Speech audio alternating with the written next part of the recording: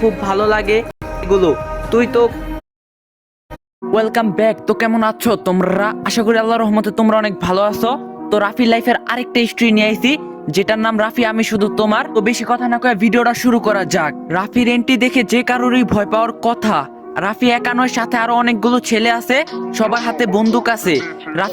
রাফিকে আসতে দেখেই আরোহীর বাবা এগিয়ে গেলেন। তখন রাফি বলল, সামনে থেকে সরুন আঙ্কেল, বুঝতেই পারছেন আজ আমি কারো কোনো কথাই শুনবো না। আরোহীকে আমি নিতে এসেছি, পৃথিবীর কোনো শক্তি আজ ওকে আমার কাছ থেকে সরাতে পারবে না, তাই অযথা ঝামেলা বাড়িয়ে কি লাভ, সরুন প্লিজ। কয়েকটা ছেলে আরোহীর বাবাকে সরিয়ে দিল। রাফি এবার আরোহীর কাছে গেল। আজ আরোহীর বিয়ে বাড়ি ভর্তি আত্মীয় স্বজন, পাত্রপক্ষ চলে এসেছে, কিন্তু বিয়ে পড়ানোর আগ মুহূর্তেই রাফি নামের এক এই মুসিবত এসে হাজির হয়েছে।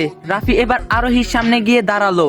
তারপর আরোহীর থুতনিতে হাত দিয়ে বলল, বাহ কি সুন্দর সেজেছিস রে আরোহী, দেখি দেখি বাপের লিপস্টিক পরেছিস, তাও আবার লাল রঙের। রাফি এবার আরোহীর হাত টেনে বলল, মেহেদি তো ভালোই পরেছিস নাকি, দেখি বাহ সাহস তো ভালোই হয়েছে, দেখতেই পাচ্ছি।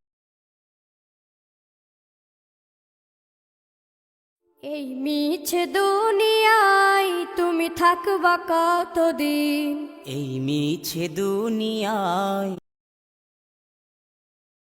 তবে এটা বুঝলাম না, সেজেগুজে ঢং করার অধিকার তোকে কে দিল?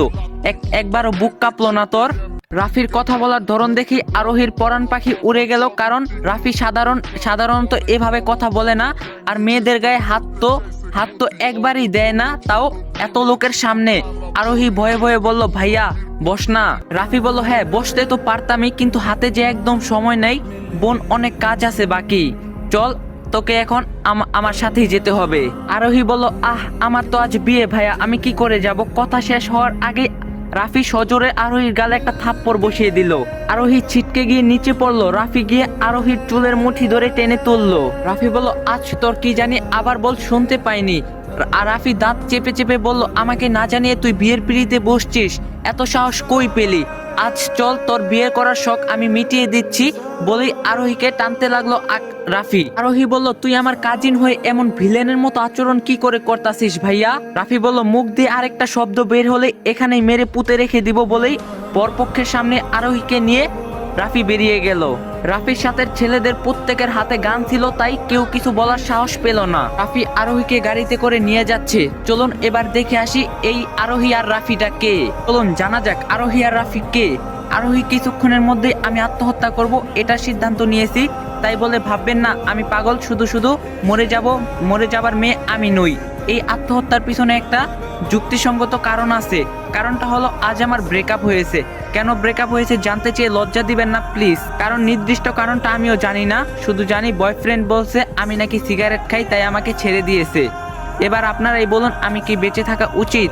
না, কিছুতেই না। এই জীবন আমি আর রাখবো না। এখনই 6 তলার উপর থেকে ঝাঁপ দিয়ে আমি আত্মহত্যা করব, যে পৃথিবীতে ভালোবাসার কোনো দাম নেই। তার আগে ছোট্ট একটা বিজ্ঞাপন দেয়া লই।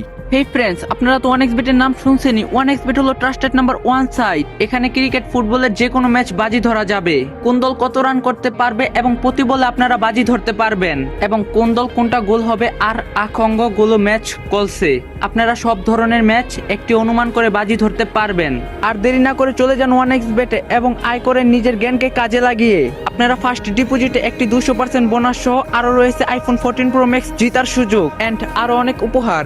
আপনি উইন হওয়া টাকাগুলো বিকাশ, নগদ, পেটিএম, উইপির মাধ্যমে উইথড্র করতে পারবেন। তাই দেরি না করে আমার প্রোমো কোড ইউজ করে আরো 200% ডিপোজিট বোনাস পেয়ে যান ফার্স্ট ডিপোজিটে। তাই দেরি কিসের, এখনই OneXBet ডাউনলোড করুন। অ্যাপটির লিংক আমার first comment box and description বক্সে দেওয়া আছে। আমি